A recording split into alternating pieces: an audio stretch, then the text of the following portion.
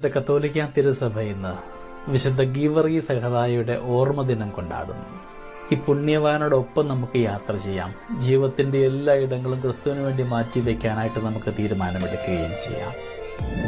വിശുദ്ധ ജോർജ് രക്തസാക്ഷി.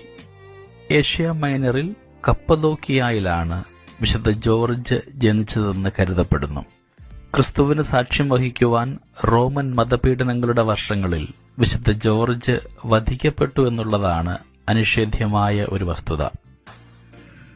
മഹാരക്തസാക്ഷി എന്നാണ് ഗ്രീക്കുകാർ അദ്ദേഹത്തെ സംബോധന ചെയ്തിരുന്നത്. പല പൗരസ്ത്യ രാജ്യങ്ങളുടെയും മധ്യസ്ഥൻ വിശുദ്ധ ജോർജാണ്.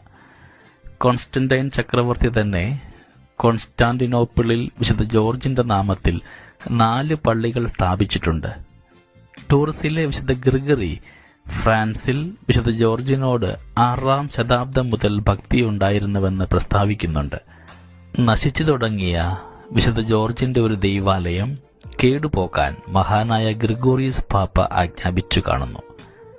ഫ്രാൻസിൽ പ്രഥമ ക്രിസ്ത്യൻ രാജാവായ ക്ലോവിസിന്റെ ഭാര്യ ക്ലോട്ടിൽഡ വിശുദ്ധ ജോർജിന്റെ നാമത്തിൽ ബലിപീഠങ്ങൾ സ്ഥാപിക്കുകയുണ്ടായി.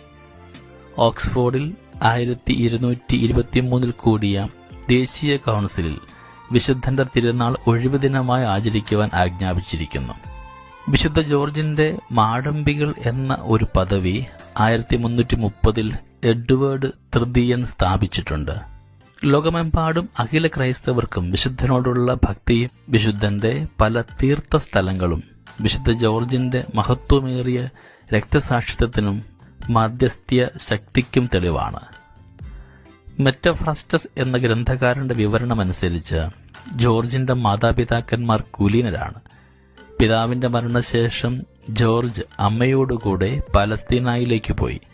ദൃഢഗാത്രനായ ജോർജ് ഒരു ഉന്നത സൈനിക ഉദ്യോഗസ്ഥനായി ഡയക്ലഷ്യൻ ചക്രവർത്തിയുടെ കീഴിൽ ജോലി ചെയ്തു. ചക്രവർത്തി മതപീഡനം ആരംഭിച്ചപ്പോൾ ജോർജ് എതിർത്തു. തൽക്ഷണം അദ്ദേഹം ജയിലിൽ അടയ്ക്കപ്പെട്ടു. ക്രിസ്തുമതം ഉപേക്ഷിച്ചാൽ പല സമ്മാനങ്ങളും നൽകാമെന്ന് അധികാരികളുടെ വാഗ്ദാനങ്ങളുമുണ്ടായിരുന്നു. അവയെല്ലാം ജോർജ് നിരസിച്ചു. പിറ്റേ ദിവസം ജോർജിന്റെ ശിരസ് ഛേദിക്കപ്പെട്ടു. നിക്കോഡേമിയയിലെ ക്രിസ്തുമത പീഡന വിളംബരം പറിച്ചു കളഞ്ഞ യുവാവ് വിശുദ്ധ ജോർജ് ആണെന്ന് ലാക്ടൻസിയൂസ് സാക്ഷ്യപ്പെടുത്തുന്നുമുണ്ട്. കുരിശുയുദ്ധത്തിനിറങ്ങിയ റിച്ചാർഡ് രാജാവിന് വിശുദ്ധ ജോർജ് പ്രത്യക്ഷപ്പെട്ട് പ്രോത്സാഹനം നൽകി. പിറ്റേ ദിവസം മുഹമ്മദിയർക്കെതിരായ സമരത്തിൽ അദ്ദേഹം ജയിച്ചു. വിശുദ്ധ ജോർജിന്റെ പ്രതിമയിൽ അദ്ദേഹത്തെ നാം കുതിരപ്പുറത്താണ് കാണുക. വിശുദ്ധ ജോർജ് തന്റെ വിശ്വാസവും ധീരതയും വഴി പിശാചിനെ പരാജയപ്പെടുത്തുന്നതിന്റെ പ്രതീകമാണ് കുതിരയുടെ പാദങ്ങളുടെ കീഴിൽ കുന്തത്താൽ കുത്തിക്കൊല്ലപ്പെടുന്ന കാളസർപ്പം.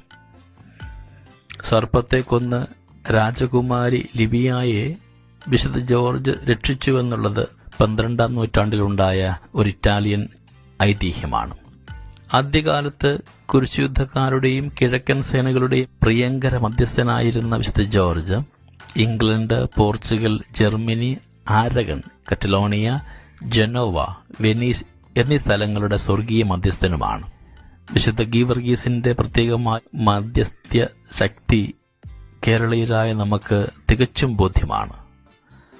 എന്നിരുന്നാലും അദ്ദേഹത്തിന്റെ ധീരസഹനത്തെ അനുകരിക്കുവാനായിട്ട് നാം തയ്യാറുണ്ടോ എന്ന് ഇന്ന് ചിന്തിക്കാം. ക്രിസ്തീയമായ ക്ഷമ നാം അഭ്യസിക്കുകയായിരുന്നുവെങ്കിൽ എത്രമാത്രം സമാധാനവും സന്തുഷ്ടിയുമായി നമുക്ക് ജീവിക്കുവാൻ സാധിക്കുമായിരുന്നു. ജോർജ്, വർഗീസ്, ഗീവർഗീസ് നാമധാരികളൊക്കെ നമുക്കിന്ന് ഈശോയോട് ചേർത്ത് വെച്ച് പ്രാർത്ഥിക്കാം. എല്ലാവർക്കും ഈശ്വര സാന്നിധ്യവും അനുഗ്രഹവും ഈ പുണ്യവാളന്റെ പ്രത്യേകമായ കൃപ വഴി ഉണ്ടാവട്ടെ എന്ന് ആഗ്രഹിച്ച് പ്രാർത്ഥിക്കുകയും ചെയ്യാം. ദൈവം അനുഗ്രഹിക്കട്ടെ.